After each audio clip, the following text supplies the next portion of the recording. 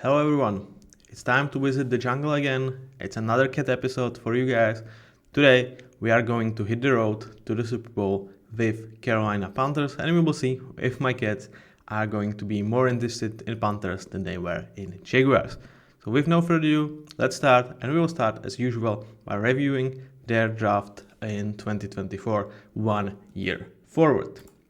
We start with their highest pick, Xavier Legette, whom they traded up to get in the last pick of the first round. And here I will just need to give you a bit of a context on grades. Grades are imperfect. They are good for an orientation with like higher groups of players, but here when you see like Xavier Legette moving from good backup to decent starter, it might look like he moved significantly, which I don't think he did. Let's give you some example. For example, if my groups were, let's say, based on something like a Madden rating, and good backups group would be from, let's say, 60 to 69, and decent starters would be from 70 to, let's say, 75. Okay. In that case, if a guy is rated 69, he would be a good backup.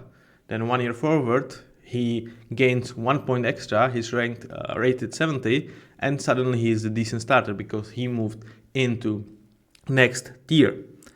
In a similar fashion, a guy that was graded or rated as a 60 can move to 75, jumping 15 points compared to 1, but still in terms of like group of grades, he will just be making move from good backup to decent starter.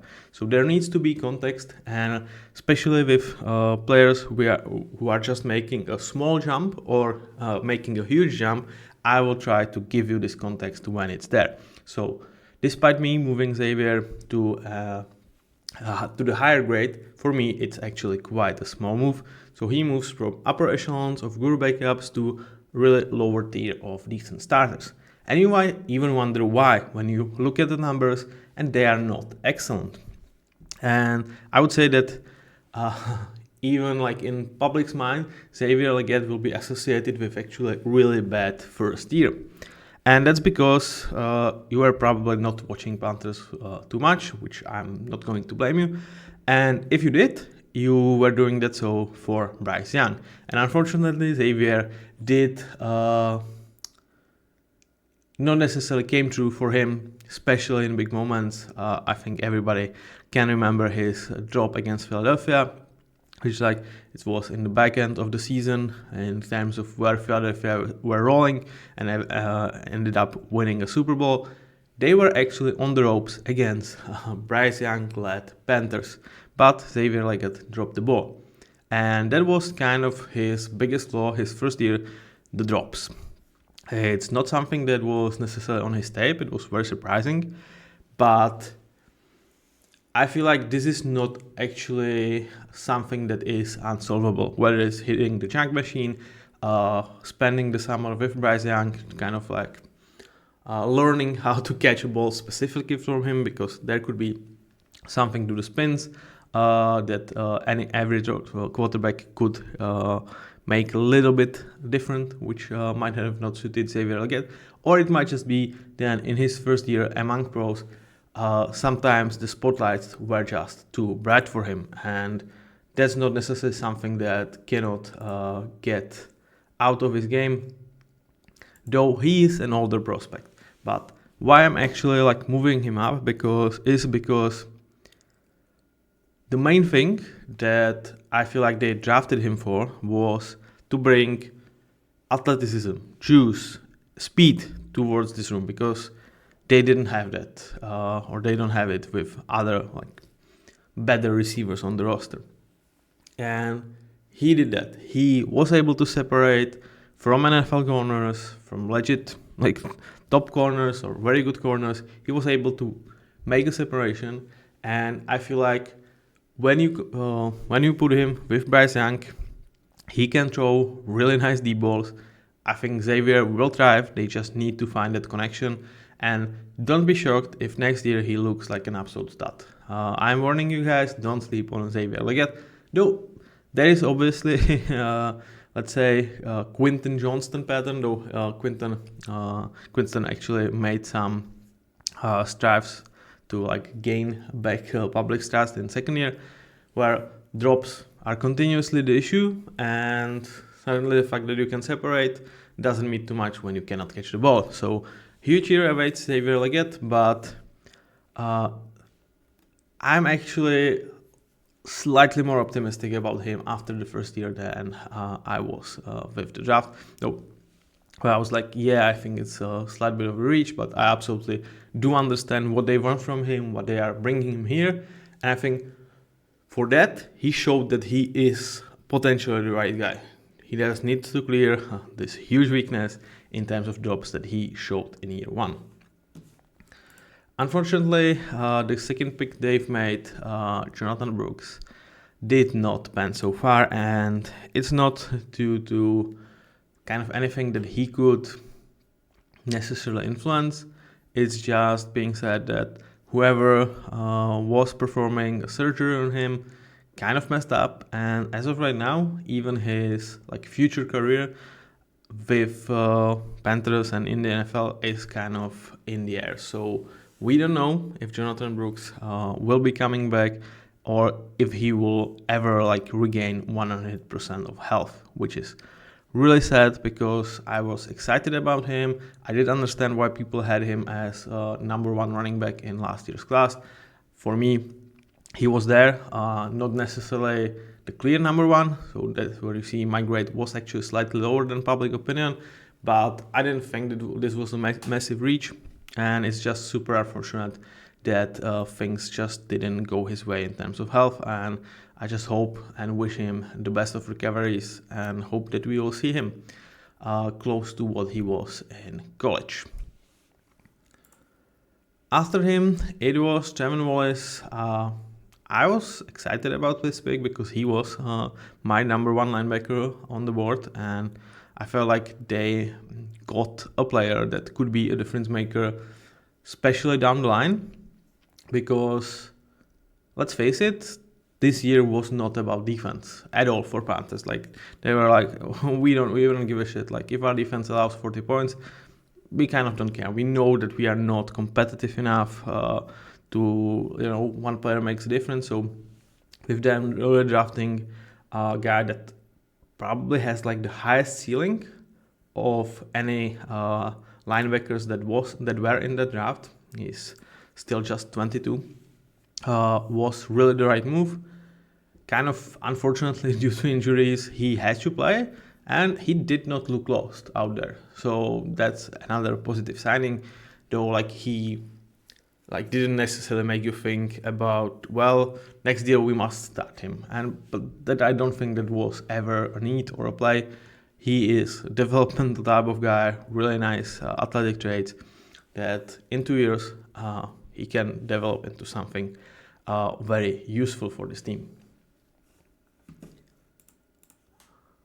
Then Ja'Tavion Sanders, another pick that I was a huge fan of, again from the perspective of, well, first of all, I thought that he should not have been on the table at this point, and it was kind of clear with him and Troy Flankman that like both Denver and Carolina was like, how are these guys still available day three?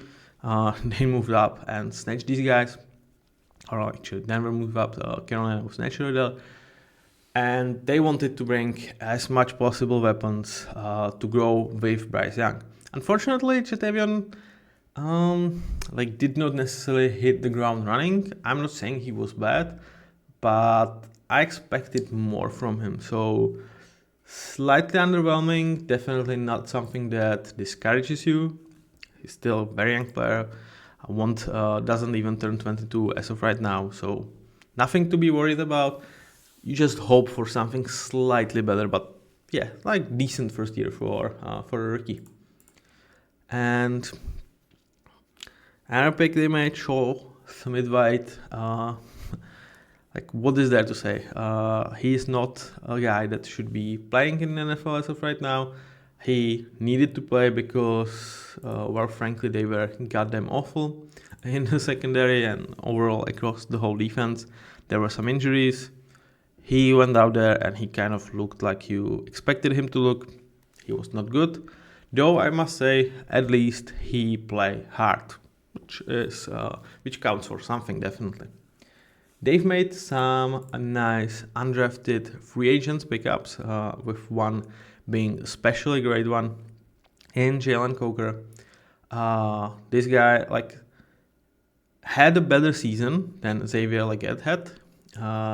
He's very smart, shifty, catch everything type of a player.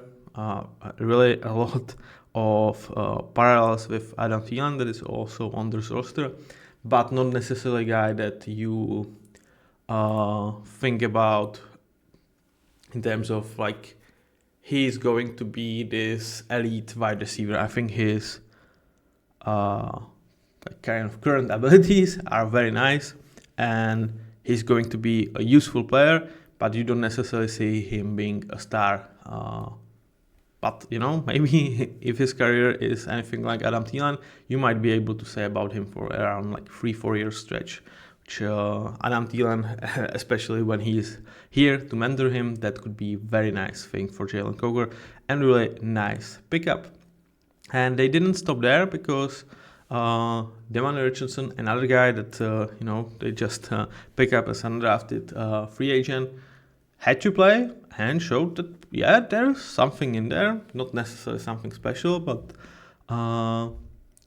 to actually grade out this well in this defense that just was lacking talent, especially in terms of D-line. There was just close to no pass rush. And of course that shows off for secondary, because they now need to do their duties for a second or second and a half longer, and that's really just way too much in terms of NFL. He showed there is something there, so good job for the front office picking these guys up from the undrafted free agent market. Michael Barrett, Jaden Crumedy, really nothing to talk about with them. So that was the draft. Not necessarily anything that would be spectacular, but besides the Jonathan Brooks injury concerns, nothing that you are discouraged about. And you also had some nice pickups, especially in Jalen Coker. So overall, quite a decent draft for what they needed. Now let's make a rundown of the entire roster, and we will start as usual with quarterbacks. So, Bryce Young, he was benched during the season, and there was actually a lot of talks online that was okay, they are going to trade him. I'm like, what? What are we talking about here? It's still just 1.5 years in his career. This is a guy you've kind of sold your house and rented, loaned from some sharks out there to get here. Why the fuck would you be trading him? You brought head coach kind of specifically, Dave Canales. You have one job, rejuvenate, give us Bryce Young that we've expected to get, or at least something close to that. So, giving up on that after 5 games or whatever it was, that always seemed absolutely dumb. I know he looked shockingly bad, even in the start of the season. But man, it's still just a couple of games with new system, new players, finally some offensive line. So I've never understood. I was if he's available, man, Seahawks, come on. Second round, yeah, come on, take him. It would be an absolutely easy decision. Fortunately for Carolina, I don't think they were ever thinking that. I at least hope. And later in the year, kind of unfortunately due to off-field stuff for Andy Dalton, and here is not about him misbehaving, but being involved in an accident, Bryce was coming back slightly sooner than expected, but he came back as a Bryce Young that we've all expected to hit just the ground running in terms of NFL. It's still, just as with the bad sample size, the good sample size is just too small to really say he's a good starter in the NFL right now. So I'm not gonna up him. As hesitant as I was to lowering him, I will definitely be slightly more hesitant towards putting him up. But if he is what he was in his like last 5-6 starts of the year, he is going to skyrise into my rankings, and I will not be shocked if he even ends up as an amazing starter in later part of next season. We know it's in him. Now it's just the question how much of confidence he lost, and can he translate for what was really very good quarterback play late in the year into next season and develop even more. I think there is everything set for him to be that case, and Carolina done a really nice job to kind of save this huge investment. And with that being said, I have to praise Andy Dalton because he stepped in and he did exactly what you expected him to do, or what you wish him to do. He just was playing, was balling out, was kind of like no fucks given attitude. Like, I know I'm just like an option here. I just want to enjoy, kind of show it to Bryce Young. Well, let's just have fun. Let's just enjoy the game. Let's just progress with this offense. He just did that. He made Carolina watchable for those couple of weeks he played. Really good job, Andy. I'm very happy for him. It seems like he absolutely understands his role. And again, bringing him was another right move for this front office. Now we move to running backs, and it's really good, really sad, and kind of ugly. We start with Chuba Hubbard. One of the, again, I would say one of the most underappreciated running backs in football.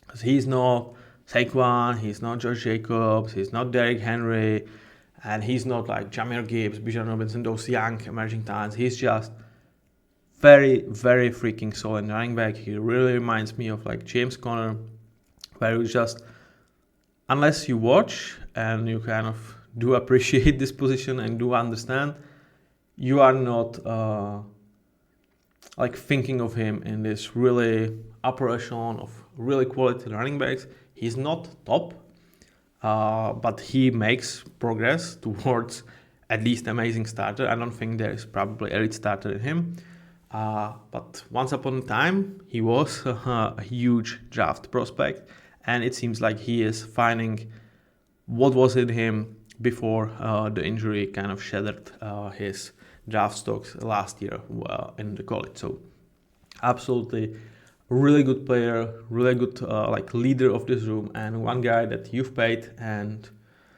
you did absolutely right by him. I'm just going to give you numbers. So 4 years, 33 millions. They are like, given when the running back market can be in like next 2 years, I feel like this could actually turn out to be a real bargain. So nice job for Chuba to really showing up. I hope not necessarily his full potential, but close to that. And good job from the front office, appreciating him and tying him up for formidable future. With Jonathan Brooks, we already said we don't know what's going to happen with his health. We just can hope that things are going to go good. For Miles Sanders, I've never liked the signing, and yeah, like when you think of a guy that's being paid $8 million on average, it's slightly less. It's like 6 and like close to 7 million on average, and what was expected to be like his main competitor plays 23 snaps due to injury. The fact that he just was not able to fight more for his time on the sun, well, it's due to Chuba Hubbard being really special, but it's also Miles Sanders was always a huge product of Philly's offensive line. And I'm not saying he's like piss poor player, don't get me wrong, but he's definitely not what they paid him up to be. And I do expect them to cut him and save a lot of money on his contract. Like, there will be some dead cap hit, but he is tied for next 2 seasons, in which they would have to have a cap hit of 8 and 7 millions, and they can save almost everything with just 3 million in dead cap. And I absolutely expect them to make this move despite Jonathan Brooks' injury, which kind of tells you where I am with like rankings of him. like if he's there as your running back 3 and you pay him 2 to 2.5 millions, yeah, that's a good deal. But not nowhere near 7 millions, please. With wide receiving room, let's just appreciate Adam Thielen, because dude, he just keeps on making stuff happen. Like, he reminds me of Zach Ertz, kind of those players later in their careers changing teams and kind of expected to being fade out into oblivion and not necessarily making an impact. But those guys are like, well, fuck that, we are good players, man. What are you talking about? And Adam Thielen, again, like his hands, he's catching almost everything. Almost 80% of targets he is able to come down with. And unfortunately, even his season was shortened due to injury, but still he was out there, he was balling out. He was never the most athletic guy, that's why he went undrafted. So you like trust him in specific roles. He doesn't give you like speed over the top, obviously, but he is nice security blanket and really great player to have in this locker room, both for Jalen Coker and his development, as well as for Bryce Young to really have, okay, I can have my eyes down the field looking for most likely Xavier Legette, trying to make the big play. But if I'm unable to find it, if it's just not there, there is somewhere Adam Thielen, you just have to flinch the ball to him and he will make something happen. We talked about Legette and Coker, so I'm not going to repeat myself necessarily. This room needs another physical weapon, whether it's speed or just pure physicality, because neither Coker nor Thielen gives you that.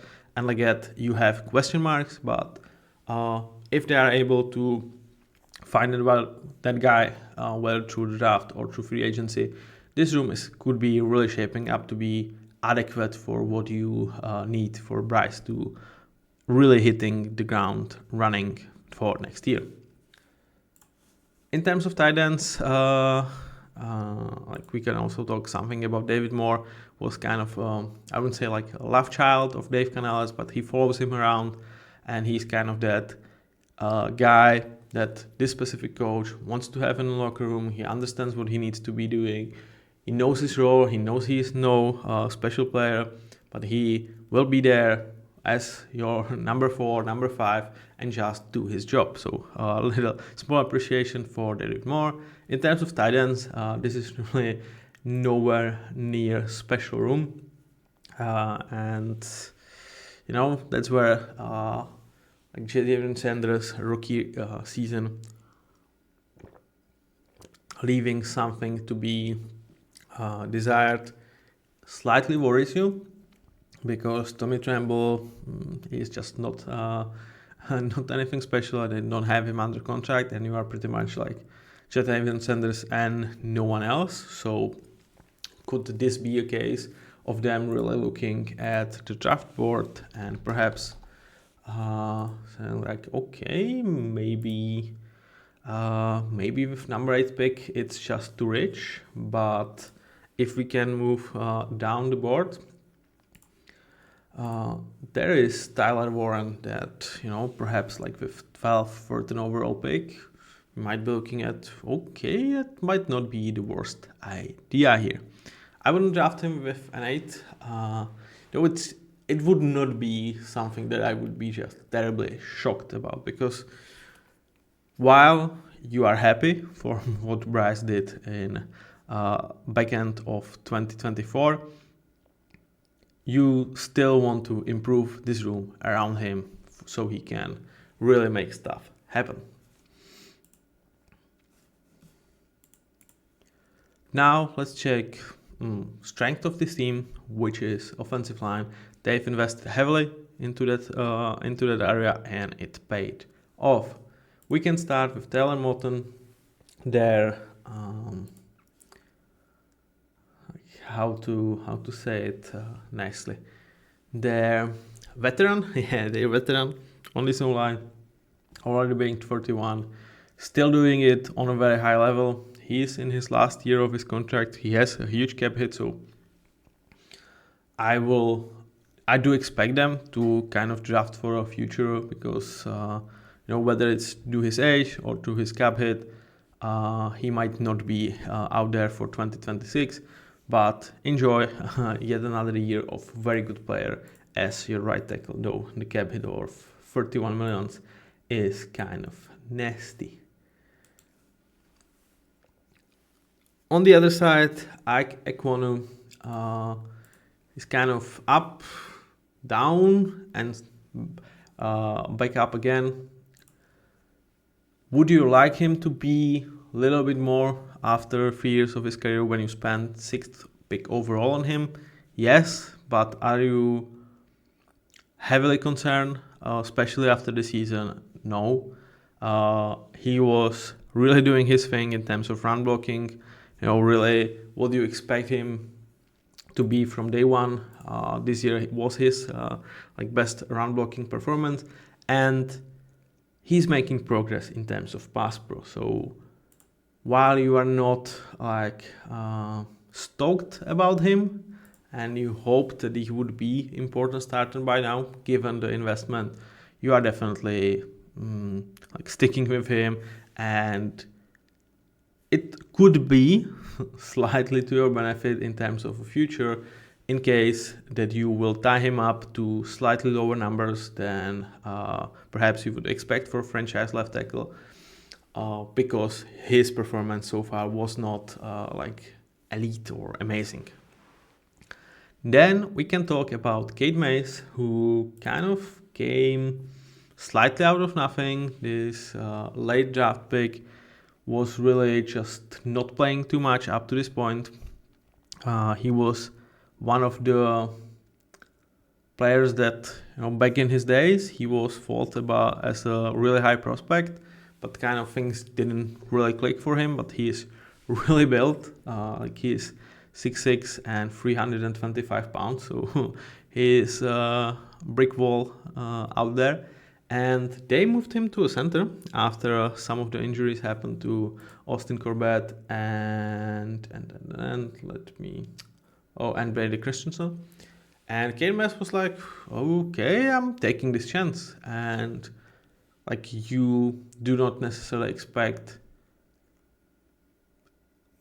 a guy like him to be a great center in terms of this is tough position to process. You have to handle snaps, you have to handle signal calls, and he's still kind of young into his career, though he's 27 or will be 27 this year. But he was really good out there, and 26, I'm sorry. And they might have found something in him, and he is, I believe, restricted free agent. So you absolutely expect them to bring him back on cheap, and I think he's going to be starting for them next season. And if he continues to play like he did with his limited, I think it was 8 starts, then we can look at middle of the pack centers that they kind of found really almost out of nothing. They obviously made huge investment towards this O-line in terms of guard play, because that was damn unwatchable in 2023. And especially for a smaller QB like Bryce Young, if the pressure is coming directly at your face, that's even bigger problem, because he's small and he just cannot really see above the players that much. So he might need some steps, some half steps more that you would actually perhaps or you would expect with higher QBs or taller. And for that, you just cannot have someone in your face from the first second, which was sometimes the case in 2023. They've made a huge investment, for me, not surprisingly. Damian Lewis panned out to have a better year than Robert Hunt, despite being paid less. The reason for it is, I watched Damian Lewis play in Seattle, and I thought he was really good down there. And our guard play is not good, unfortunately. And for Robert Hunt, it was always going to be kind of huge change in terms of Well, Bryce Young is a really good processor. He tries to perhaps hold the ball longer, looking for like kill shots and like big plays, whilst he was playing in Miami where it was like all about the speed. So that kind of could have covered some of his weaknesses as pass blocker, and they were shown more this season. Though I still don't think that he is like anything close to not a great player, right? Like he is still great, but the system or the QB that is here is not necessarily best aligning with his strength. But if we need to, I would say like nitpicking, because it was legitimate weakness, but he still makes up for it with his special run blocking, and overall, like even though pass pro is not like horrific, right? Austin Corbett, veteran on the roster, was playing center until he unfortunately got down with injury, and with Kate Mays being very cheap option, and they don't necessarily have like that much free money, I'm not sure if he's going to be back, because like his market value is not necessarily super high. He was previously paid almost 9 million, so he's not getting anywhere close to that. But I'm not sure if it's going to be here, because they've invested in the guards and going for a cheaper option in Kate Mays, whom showed the promise and could be there for the future, is probably what they will do. But definitely a player that you should absolutely think about picking up and being kind of this smart choice for your offensive line, guy that has versatility, has experience, and will be a good piece for your offensive line. In terms of kind of the backups, you are happy for Chandler Zavala, because he was the guy that infamously was like ridiculously bad last year, in a year that he was not supposed to be playing in 2023. I think one of his grades, I think it was pass blocking, was like 7 point something, which is just insane. And I wanted to make a little bit of appreciation and give him a little bit of love, because he went out there, like again, it's a limited sample size, not even 200 snaps, but he looked like a guy that can play in NFL, and that's really good, really nice. Brady Christensen, another veteran here, like veteran, like it's kind of weird calling guys that are younger than me by 5 years veterans, but like he has some years under his belt. As of right now, it's 4. And again, maybe a guy they will try to bring back, but with the investments being already made into this room, I do expect them that they will probably go for like cheaper versions of Austin Corbett's and Brady Christensen's, because they don't necessarily have cap space to pay this, I would say, better veterans out there, whom like you are not necessarily expect to start. With that being said, we are done with this offense for this part of the video. Just to sum it up, you've got what you were like driving to get, and that's Bryce Young playing very good football. That was your aim for this offense and pretty much for this entire team. You've got that. You've got him very good protection, and give him one legit top weapon and let him cook. Now we move towards defense, and this is not going to be a fun conversation, because Carolina kind of made an active decision.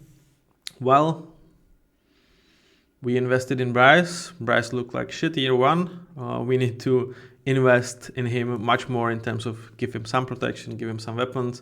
And they were like, okay, we can do that by drafting pretty much every offensive player with every pick that we have, and also converting some of our resources from defense to offense, mostly in Brian Burns. So with that being said, let's talk about where this defense was.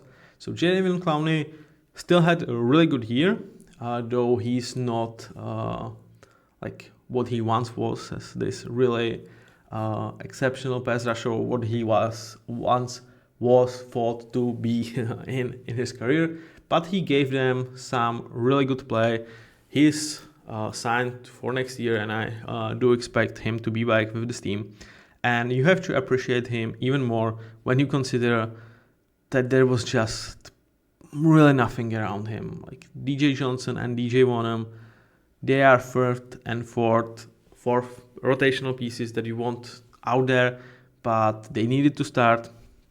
And it's like defenses could have definitely offensive line could have definitely like shifted their focus towards Jadeveon Clowney, because, well, let's be quite honest, in most of the games he was kind of the only main problem that could be caused towards the offensive line. And that was also due to the fact that their best player, Derek Brown, went down after one game. And with that, the chances of this defensive line being like relevant went really down the toilet, because they have a bunch of guys: Shai Tuttle, Ashawn Robinson, DJ Johnson, DJ Wonnum. They are a bunch of guys that, if they are on your bench and they're just coming for limited snaps, 15 snaps a game, they give you some nice rotation, some nice play, like that's their role. Here, they pretty much needed to play 30, 35 snaps a game, and that's just not their role. That's not the quality of the play that you do associate with them, despite you are actually not paying them small amounts of money. Like when I was praising this front office, Ashawn Robinson, Shai Tuttle, both close to 10 million a year, that feels a little bit silly. I feel like they are 5 to 6 million type of players. Like at best, like I think that's the fair evaluation, because they are just good backups, and you need good backups. You need these players to be on your roster, and you need to pay them accordingly, because even those guys are not necessarily easy to find in NFL. Like it's not the deepest position in NFL, because it's really hard. But when they are starting for you, you just know that you have to survive. You are trying to survive. You are not trying to be good or relevant, and that showed in a big way. And the thing is, when your defensive line is like that bad, because they were the worst defensive line in football, it influences the whole defense, because suddenly the corners need to cover for half of a second more. Linebackers need to tackle full speed running backs rather than running backs that are, slightly slowed down, and it makes them look worse. So it's like the domino effect that having a bad defensive line really causes for you. So with that being said, I'm not going to be like as harsh on some of the secondary or linebacker players as I would have been with, some resemblance of at least average defensive line.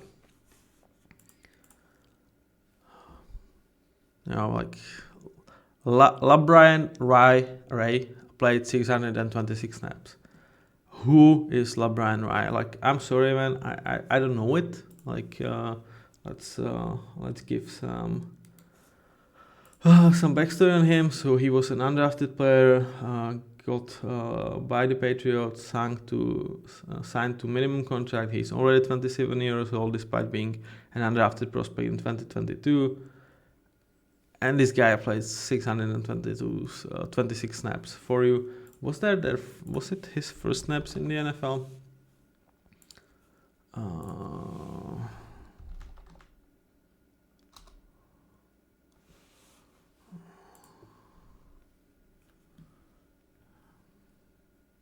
Yeah, it should have been LaBryan, not LaBryan. I'm sorry, mister. My bad. No, he played 356 the year before. His totals numbers in the NFL are, like 1 sack across 1,000 snaps, 23 stops, and yeah. I don't want to bash him. Like, it's not his fault. He was trying to do his best. Unfortunately, his best is not nowhere near the standard that is required to be for NFL player as of right now, and I don't think that necessarily changes when he's 27 years old. So that kind of says you a lot about what you need to know. But it's not like I want to bash Carolina for this decision, or I want to bash Elijah Evero for like not making this work. It was a calculated decision. We need to fix Bryce Young. So yeah, these were the consequences that you could have counted with. Unfortunately for them, it was not only Derrick Brown, but also their experienced veteran linebacker in Shaq Thompson, who went down really early into the season, which made Trevin Wallace to play. Not necessarily a bad thing in terms of you are not going anywhere even with Shaq Thompson, but it's like frustrating for Shaq himself because he is quite a nice player, and this was his contract year, if I'm not mistaken. Yeah. And you might think that not only he wanted to be out there for sure, but it also will lower his like market value for his next contract. Definitely a player that, if possible, I would like to bring on cheap back towards Panthers. With Josie Jewell, you've signed him to be this solid linebacker 2 option.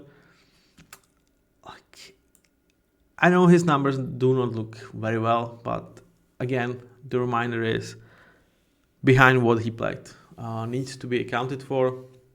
That's why I actually, like with Trevin Wallace, I did like what I see because the circumstances were not easy for both of these guys. So I feel like they played adequately based on the situation. So that's the linebacker room. Now move towards secondary.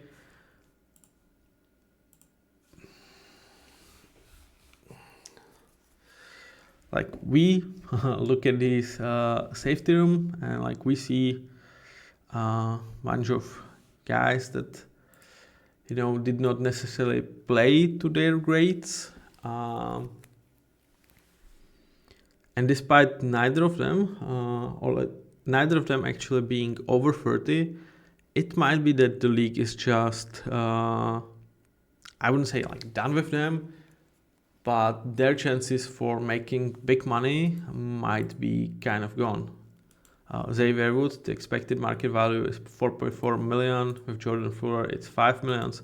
So it is the unfortunate situation for the safeties themselves, where the market is at, and also playing within this defense this year didn't really do them any favors. Not that they would be considered like super high profile type of guys in terms of like quality, but the flaws that they are in their game were just enhanced.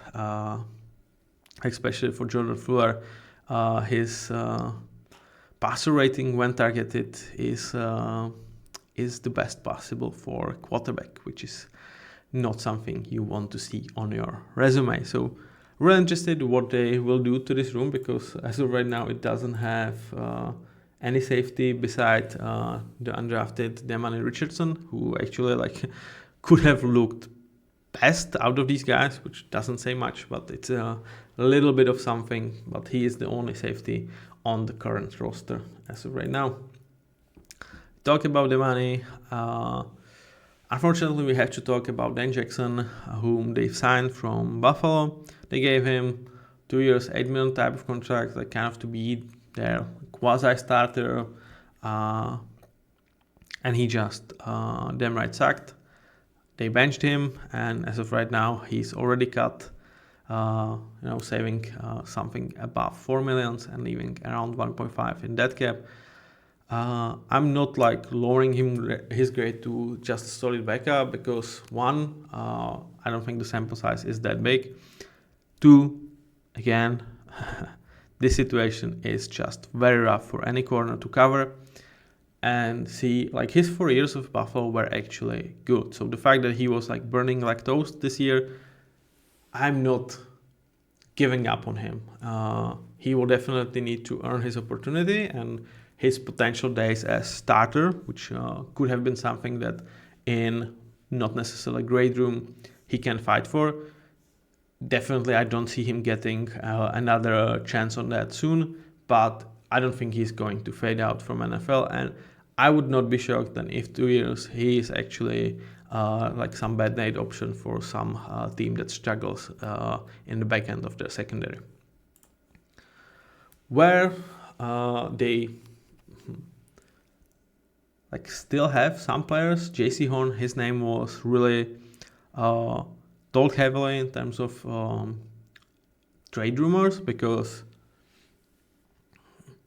he didn't look very well this season, and it's, you know, like I'm not going to be really hard on him because, like I said, I don't know who would with the circumstances that he had to face, and that was kind of, well, if you are trading him now, you are kind of trading him at his low peak, like low downfall in terms of his value, because let's perhaps, if anything, let's wait for next year. And I would actually not think about trading him. He's, I wouldn't say premier player that you have, but he is someone you can build a secondary around. He was finally able to stay healthy, and with his production not being up to his standards or up to what you expect from him, there's actually quite a nice chance to tie him up for a contract that perhaps he can totally outplay. Though you have to consider his injury history as well.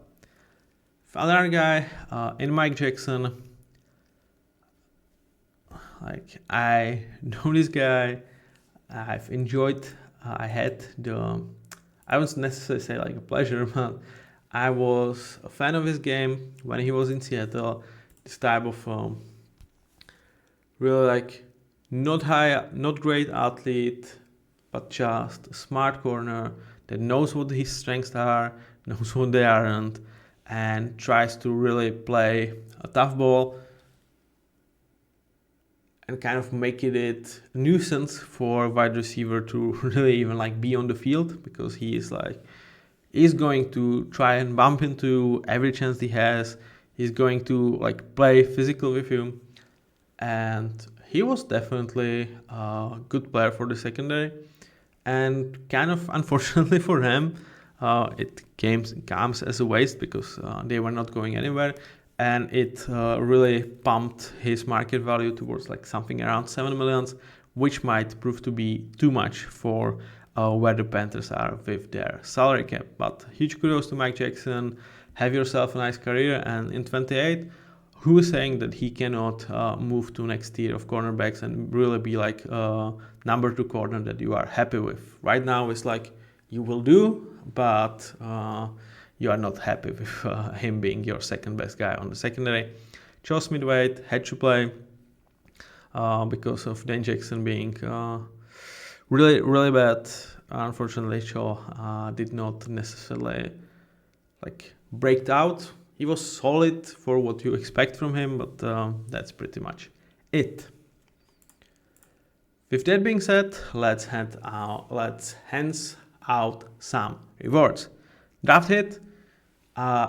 It's going to sound weird because they didn't actually draft him, but they kind of got him through the draft process, and it's Jalen Coker.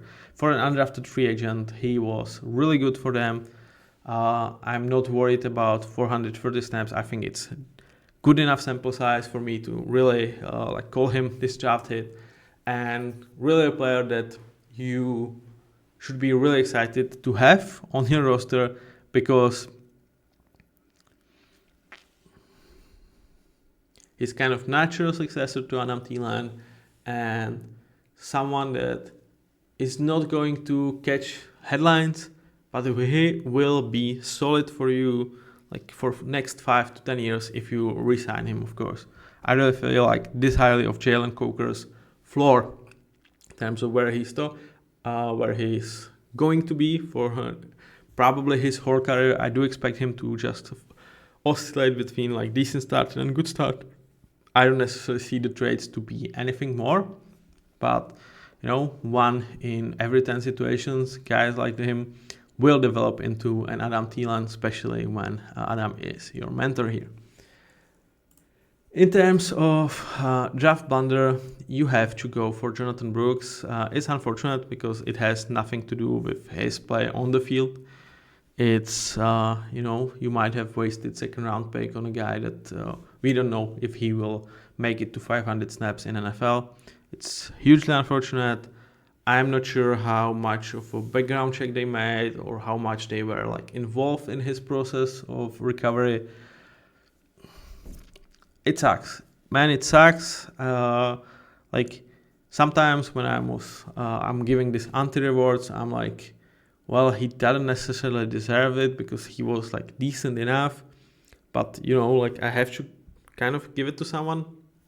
I think I have 1 or 2 cases when I didn't force myself, but with Jonathan Brooks, I feel like shit because it's none of his fault. But if you draft a guy 46th overall and he might his career might be over, that's a real possibility. It's not a huge chance, but it might be it. What can you do? Unfortunate.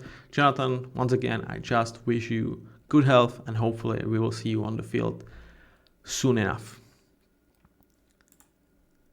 In terms of cornerstone of this franchise, who else? Derek Brown didn't necessarily play anything. Jadavion Clowney is here for 1 more year. J.C. Horn is not the prime cornerback, and Ike Ekwonu is not a star left tackle. So this was a year about Bryce. They made it happen. They made, I think, everybody in the building believe he is the piece that we can build around and really look towards the future with positive perception. With that being said, I actually gave my unsung hero to Andy Dalton, though there was another several of players that you could have given this to. But I feel like he has a lot. He needs to be given a lot of credit for the process of repairing Bryce Young, because I really feel like he showed him football is fun, man. Have fun out there. Really play with the passion that you have for this sport. That's really important for you, because in his year 1, due to lack of production, lack of protection, he seemed lost, especially in head. He lost his confidence, and I think Andy Dalton was really a huge part of helping to build that back up with Bryce Young. So with that being said, I really wanted to sing this little song for Andy and reward him with this prize. In terms of flop, I thought about Miles Sanders for this anti-reward, but in the end, I had to give it to Dan Jackson because he was damn right unplayable, and it's not something you've expected. So for Miles Sanders, his first year here was really a good telling that it's not going to work. So, but with Dan Jackson, it was kind of a new experience that, he's just not the guy that we thought he was. Perhaps it was the system, perhaps it was the defensive line that just absolutely highlighted his weaknesses. But, when he was out there, it was really hard to watch. So fortunately, my anti-reward in biggest flop of this year needed to go to Dan Jackson. With that being said, let's revisit this franchise before we move to potential roster lineup for next season. We start with Dave Canales. As a head coach, it was up and down first year for me because just like with Bryce Young, after a couple of games, I'm like, this is worse, man. This actually looks even worse. And now you cannot really say you don't have an offensive line. You cannot really say that you don't have at least some weapons. I'm not saying they are great, but they are definitely better than year 1. So I was like, what's going on? The second part of the season was much better. You've seen some of the stuff that you expected from Dave in terms of scheming up the offense to suit Bryce Young's strengths really well. And with that being said, I was thinking about pushing him towards B. I just need slightly bigger sample size, but still, I think he is like 22nd best head coach out there. Which, like, given how many like Hall of Fame guys we have in the league right now, we talked about it with the Raiders. Like, you have 4 Hall of Fame coaches in one division. Like, that's freaking insane. So, it might sound like not a good grade or low ranking for Dave Canales, but it's still pretty impressive. So don't get me wrong on that one.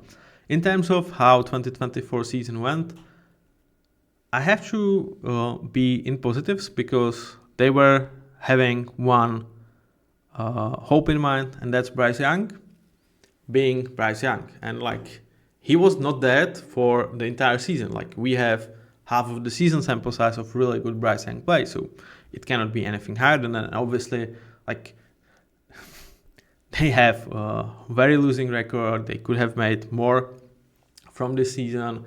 The draft was not necessarily hit after hit after hit. It was like good, good. So it was like a lot of good, a lot of bad. The defense looking absolutely terrible, but that was really to be expected. So compared to expectations, I would say it's B-, so kind of slightly above average, and Bryce Young being the main story there. With that, for a QB, I will go with 1- because you are not, like, Bryce is still on a rookie deal, so in terms of quality that you are getting for your money, it's actually quite nice, but like, it's not superb. Like, still, I think if you would make quarterback rankings right now, Bryce Young would probably be somewhere starting in the 20s. So you are getting good production for your money, but still you are not sure that it's like super positive for you. In terms of hot seat, 5 here is actually a little bit higher than I thought I would end up with, but it's mostly, it was better, but we still don't know if Bryce Young is the dude. So if the first season of Bryce Young is not another step towards the future, then perhaps, like, what are we doing here with Dave Canales? And also the ownership of Carolina Panthers is not, how to say it, like, not necessarily the best environment for coaches to survive.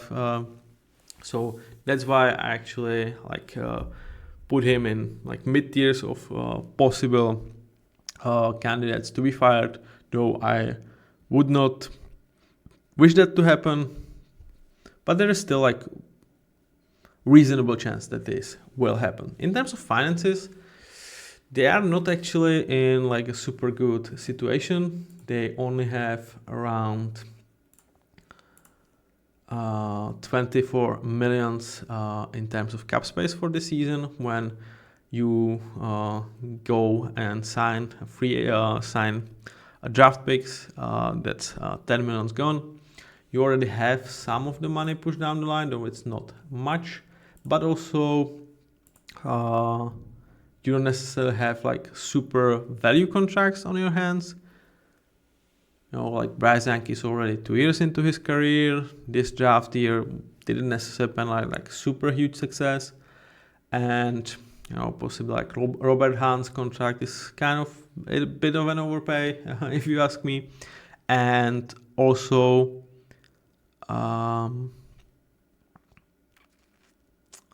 like there is, I don't like when I look at this roster, do I see anyone who is like super outplaying their contract? Perhaps like Chuba Hubbard. That's pretty much it. So there is not that much money to actually fix this defense that needs to be fixed. Like we saw, for example, the safety room that is absolutely depleted. Like you have one player there, and you kind of have 15 millions to try to bring good free agents here. If you resign some of your own, you are pretty much down. So you need to probably push money down the line towards the years in which you hope you will pay Bryce Young decent bucks. So they are not necessarily in as good a financial situation you would hope when you are with a rookie quarterback, no, not a rookie quarterback, but a young quarterback on his rookie deal. It's like low-key something to watch and something that people like not necessarily realize when they talk about Carolina, because they see like, oh, this is really bad defense. It must have mean that they are not spending any money on it, so they should have really a lot of money to repair it. No, that's actually not the case. The strength of his team is the offensive line.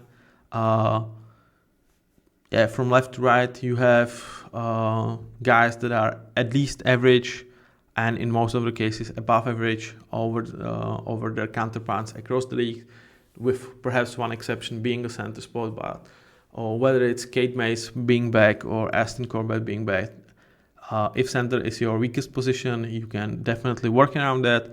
And I even feel like they are really good enough for whatever you need.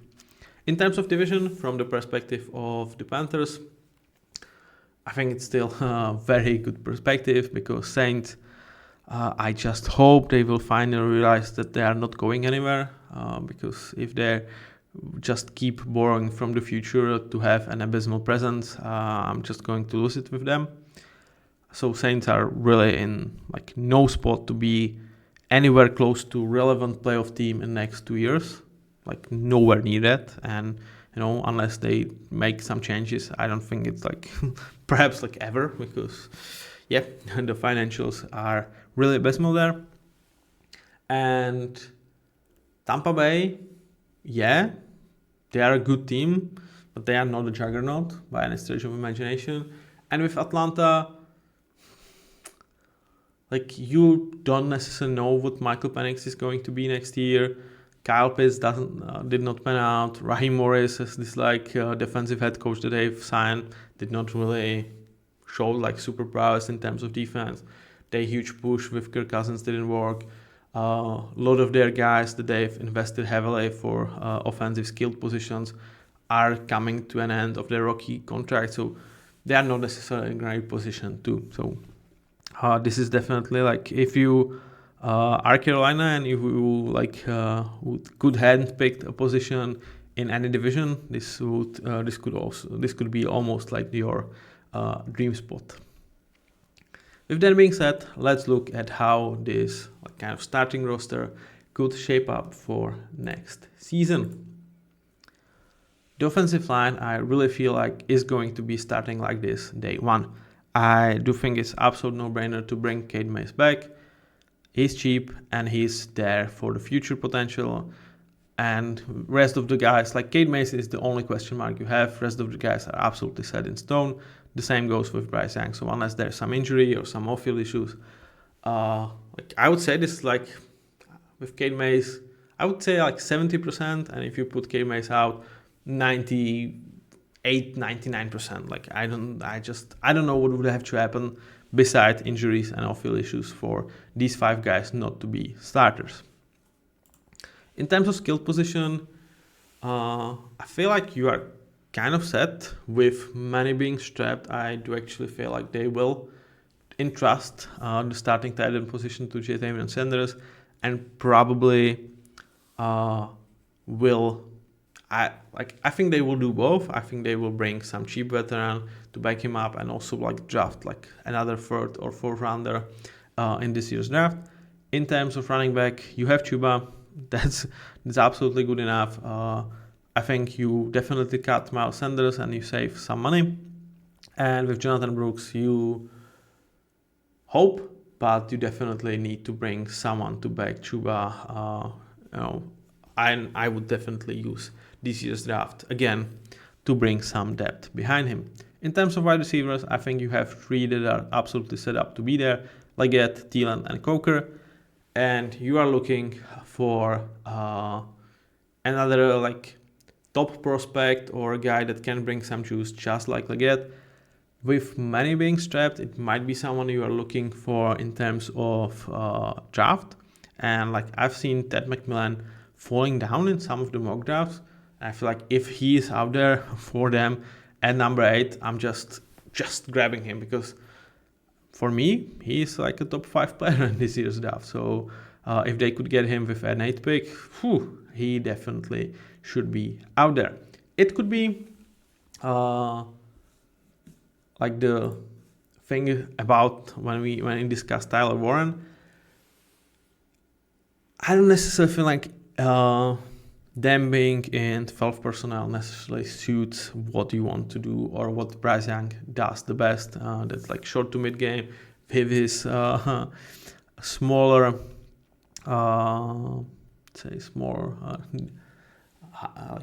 lesser height is not necessarily something that guys like him, Russell Wilson to name probably like the best example. He just doesn't look there very often and doesn't use like the middle of the field very well. And that's where I think like Tyler Warren would thrive. So that's, him being drafted as number 8 overall. I'm not gonna say like it would be a bad thing, but I don't feel like it's a good fit here. So I would say you kind of hope that McMillan falls into your lap. And if not, we will see what they do, because there's not necessarily. I mean, Luther Burden could be another fit, and I would not reach on Emeka Egbuka with 8 pick overall by any chance. He's just not worth it in my opinion.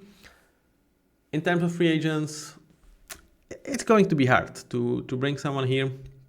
So it could be someone that you try to like pay around $5 million a year, that you kind of hope to be on like a similar level to guys like Phelan and the rest of the company here, to kind of like boost this room in terms of the depth. And then you are like, well, if the guy that we really want, whether it's Ted McMillan or Luther Burden, falls in our lap, then we still have really no problem drafting him, and just we are not screwing any with resources on this one. When I was negative about Gabe Davis towards the Jaguars, this would not be the case, because the investment would be much smaller. That being said, here are the backups. Chandler Zavala, I feel like after year 1 you were nowhere near happy for him to be like, if one of our guards go down, we have to play him. I'm not saying like you are jumping up and down for him, but he looked playable. So with money being as they are, he is out there for them. Josh Nyman, a guy that they've paid decent contract. He might be a cap casualty. You can save about 3.6 million on him. But as a backup tackle, I think he will do. So we'll see whether they will try to invest into future right tackle within the draft. And if that's the case, Josh Nyman could be gone, because they would have someone younger to take his spot. I'm not tight end wide receivers and running backs. I'm not sure like who is going to be out there, so I'm not even going to guess. And I definitely feel like they need to, and they might have already done that. Yeah, I think I've read it and I was super happy. Yeah, they've re-signed Andy Dalton, 2 years, $8 million. Love that. Love it for Andy Dalton. He gets his money. He absolutely knows what he's there to do. Gets to enjoy football, gets to be with offensive-minded head coach. I think he is smart enough that in the future we might see him as a coach. So it could be like good transition for him to like really being that mentor / future coach type of position for him. And he's still out there if Bryce sucks or gets injured. Towards defense, you have 2 guys set on this defensive line. You definitely hope Derek Brown is back and healthy. And Jadeveon Clowney, I think he absolutely deserves to continue here. In terms of other 2 guys, I don't know. I don't want to see starters as they were last year. With Ashawn Robinson, you can cut him and save around 16 million across 2 years towards cap hit. With Shai Tuttle, is also possible to cut, but unfortunately the savings there are not necessarily great, so I think he has a better chance to stay on this roster, though neither one of them should really hopefully be on this screen for Panthers when they will start their next year's campaign. In terms of linebackers, I do have a strong sense that Shaq Thompson will not want to end his Panthers career on kind of like bitter note with unfortunate injury that kept him out for a huge part of that season. And I also think he is affordable for them. His whole career has been spent here, and I feel like resign him for something around like 2-3 millions a year to give him chance, even fight for a better contract in the future is absolutely the play for both sides. Josie Jewell, you've invested in him. He kind of returned some good value, so I do expect him to be back next year. With secondary, so like Mike Jackson, and like I hope that he's back for the sake of the Panthers because he is a nice player, but it's all going to come down towards the money. The only thing that is kind of said here is J.C. Horn. Beside him, we talked about Xavier Woods also not being under contract for next season, so there is not necessarily a clear cut on him, but for the market value he possesses right now, I would bring him back for 5 millions a year to give this room like something, man. Like really, they need something, some quality here. And I think Xavier Woods is probably like the best of the bunch that I've saw in the secondary, not named J.C. Horn and Mike Jackson. So I would turn out to him. With the rest of the secondary, I think you need to address it probably through the draft because of the money.